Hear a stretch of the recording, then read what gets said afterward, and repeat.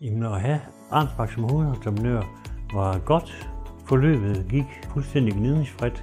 Altså, vi kunne følge med og blive orienteret om, hvornår de forskellige håndværkere de ville møde ind, hvornår de var færdige. Jamen, byggeprocessen har været uproblematisk. Vi kunne trygt tage på sommerferie for eksempel hen over byggeperioden og komme hjem. Og de ting, der var blevet lovet, der blev lavet, mens vi var væk, de var også lavet. Det var en dejlig proces for os. Hver gang der var gået en måned, så var det også aftalt, og så fik vi en faktura.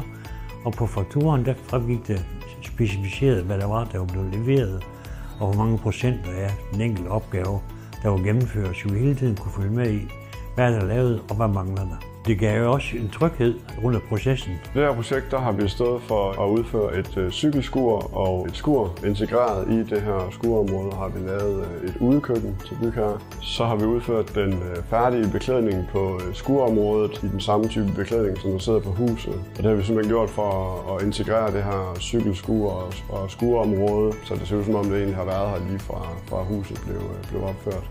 Vi oplevede de håndværkere, der var på opgaven, som positive, havde en glæde i at gøre det, som kunden gerne ville. Det fremgik helt klart, at de mødte ind om morgenen for at lave et godt stykke håndværk.